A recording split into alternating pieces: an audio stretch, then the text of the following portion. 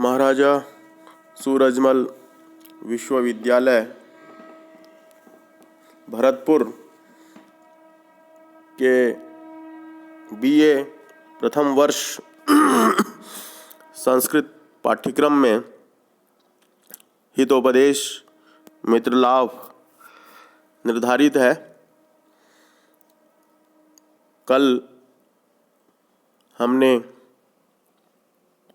वृद्ध व्याघ्र और पथिक की लोभाविष्ट पथिक की कथा सुनी थी, जिसमें लोभ के वशीभूत होकर के किसी के चक्कर में हमें फंसना नहीं चाहिए और बिना विचारे कोई भी कार्य करना नहीं चाहिए, ये कहा था। अब अगले श्लोक में कहा जा रहा है, यतः क्योंकि सुजीर्णमन्नं सुविचक्षणः सुतः सुशासिता स्त्री नृपति सुसेवितः सुविचिन्त्य चोक्तं सुविचार्य यत्कृतं सुदीर्घकालेऽपि न याति विक्रियाम्। सुजीर्णमन्नं, ठीक प्रकार से पचा हुआ, जो भोजन किया है वो ठीक प्रकार से भली भांति पचा हुआ या पका हुआ अन्न। सुविचक्षणः सुतः, सुशिक्षित, अच्छा पढ़ा हुआ, सुसंस्कारित, भद्र, प्रशिक्षित, शिक्षित और दीक्षित जो संतान है, पुत्र है वह। सुशासिता स्त्री, अनुशासन में रहने वाली स्त्री, अच्छी प्रकार शासित आज्ञा पालिका भार्या। सुसेविता नृपति ही, और अच्छी प्रकार सुसेवित राजा अर्थात अनुभवी राजा, बढ़िया राजा। सुचिंत्य च उक्तम, और अच्छी प्रकार सोच समझकर कहा गया वाक्य, विचार। सुविचार्य यत् कृतम, और अच्छी तरह सोच समझकर, हर प्रकार से सोच समझकर जो किया गया कार्य है। सुदीर्घ कालेऽपि न याति विक्रियाम, लंबे समय तक, दीर्घ काल तक भी विक्रियाम न याति, विपरीत प्रभाव, विकार को प्राप्त नहीं होता, विपरीत प्रभाव को छोड़ता नहीं है, विपरीतता को प्राप्त नहीं होता है। अर्थात भली भांति पचा हुआ जो अन्न है वो शरीर में लगता है, उसका रस, रक्त, मांस, मेदा, अस्थि, मज्जा, शुक्र, सातों धातुएं और आठवीं ओज धातु बनती है, जिससे हमारा शरीर तेजवान होता है, वीर्यवान होता है, बलवान होता है, बुद्धिमान होता है। अच्छी प्रकार सुविचक्षणः सुतः, अच्छी प्रकार से सुशिक्षित, संस्कारित, सभ्य जो पुत्र है, संतान है, वह भी उत्तम होती है। उसको संस्कार दिए होते हैं, वह संस्कार कभी अन्यथा नहीं होते, विफल नहीं होते, वह काम आते हैं। और सुशासिता स्त्री, अच्छी प्रकार से, अच्छे ढंग से अनुशासित जो भार्या है, पत्नी है, वह भी हमारे काम आती है। सुसेवित राजा, अच्छा राजा, भद्र राजा, सबका कल्याण करने और चाहने वाला राजा भी वह विपरीत स्थिति को प्राप्त नहीं होता है। अच्छी प्रकार सोच समझकर कथित वचन एवं सोचकर किया गया जो कार्य है, यह सब लंबे समय तक विकार को प्राप्त नहीं होते।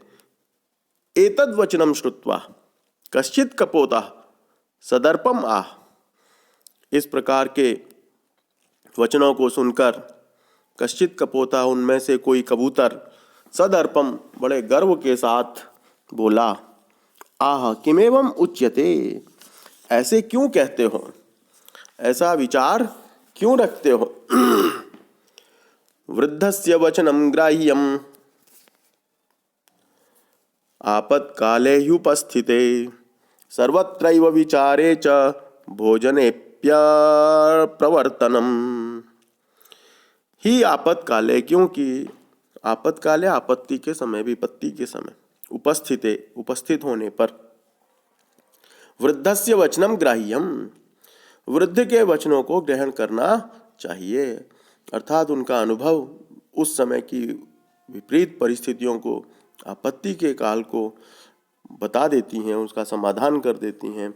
इसलिए यहाँ ये वाक्य कहा गया है कि आपातकाल में वृद्ध के वचनों को मानना चाहिए। और सर्वत्र विचारे च भोजनेप्य प्रवर्तनम अप्रवर्तनम, और सर्वत्र विचार करने पर हर ओर इस प्रकार से विचार करेंगे तो भोजनेप्य अप्रवर्तनम, भोजन में भी प्रवृत्ति नहीं होगी, अर्थात भोजन में भी संशय होगा, भ्रम होगा और भोजन मिलेगा नहीं। क्योंकि आपत्ति काल उपस्थित होने पर ही वृद्ध के वचन मानने चाहिए। सर्वत्र ऐसे विचार में तो भोजन में भी प्रवृत्ति न होगी, क्योंकि संसार की प्रत्येक वस्तु में प्रवृत्ति के पहले संदेह तो रहता ही है, भोजन में भी संदेह तो होगा ही। यदि इस प्रकार सर्वत्र संदेह दृष्टि रखी जाएगी तब तो भोजन भी नहीं मिल पाएगा। यतः क्योंकि शंकाभिः सर्वमाक्रांतम अन्नम पानम च भूतले प्रवृत्ति कुत्र कर्तव्या जीवितव्यम कथम नुवा। भूतले शंकाभिः अन्नम पानम च सर्वम आक्रांतम, इस संसार में, इस पृथ्वी पर संदेहों के, शंकाओं के, भयों के, भ्रमों के अनेक अवसर हैं, हर जगह संदेह किया जा सकता है। अन्नम पानम च सर्वम आक्रांतम, और खाना पीना भी, भोज्य और पेय पदार्थ भी इनसे व्याप्त हैं, इनमें भी शंका बनी रहती है। इसमें मिलावट ना हो, इसमें जहर ना हो, ये गंदा ना हो, ये हमारे लिए हार्मफुल ना हो, अनेक प्रकार की बातें दिमाग में आती हैं। और आजकल तो कोरोना काल में इसमें कोरोना ना हो, बाजार का लोगों ने खाना बंद कर दिया है। इसीलिए किया है क्योंकि पता नहीं कब किसमें क्या हो। प्रवृत्ति कुत्र कर्तव्या, इसलिए कहाँ प्रयत्न प्रवेश करना चाहिए, कथम नुवा जीवितव्यम, ये कैसे निर्धारित होगा, फिर जीवित भी कैसे रहेंगे, किस प्रकार से हमारा जीवन चलेगा। पृथ्वी पर सभी प्रकार के भोज्य एवं पेय पदार्थ संदेहों से घिरे रहते हैं। ऐसी स्थिति में कहाँ जाना चाहिए, कहाँ नहीं जाना चाहिए, किस प्रकार जीवित रह सकते हैं।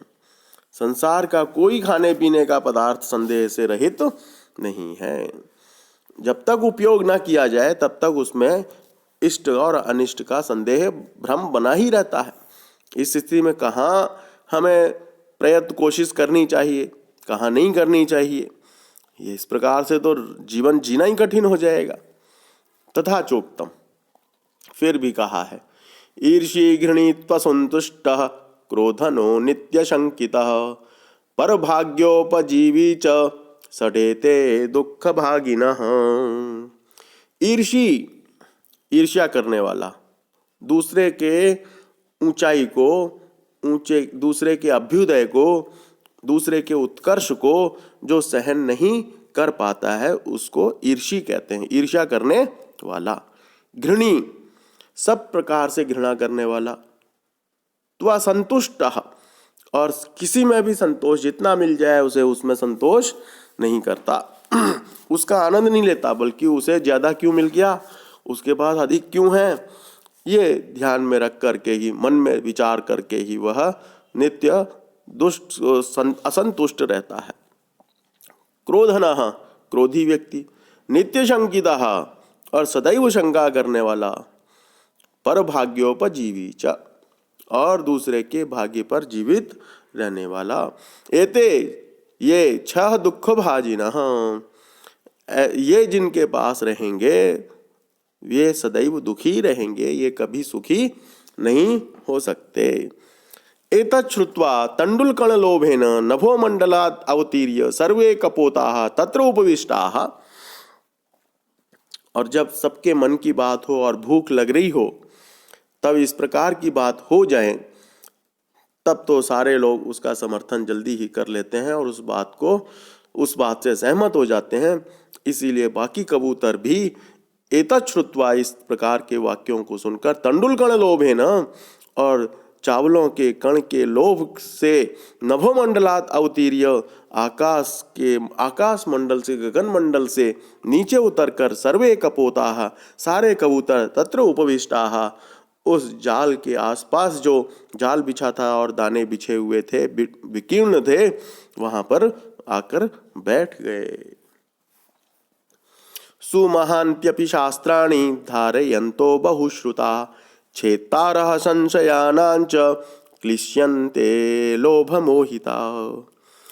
सुमहान्तानि शास्त्राणि धारयन्तः, महान अर्थ के प्रतिपादक, शास्त्राणि धारयन्तः, शास्त्रों को पढ़ने वाले, बहुश्रुताः, विपुल ज्ञान संपन्न, बहुत सुनना है जिन्होंने, ऐसे, संशयानाम छेत्तारः, और सारे संशयों का जो छेदन करने वाले हैं, निराकरण करने वाले हैं, ऐसे विद्वान, लोभ मोहिताः सन्तः, लोभ से मोहित या परवश होकर, क्लिश्यन्ते, सदैव दुखी रहते हैं।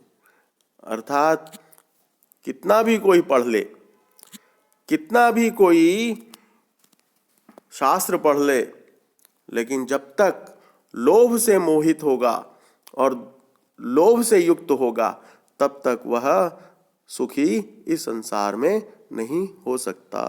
आज के लिए इतना ही।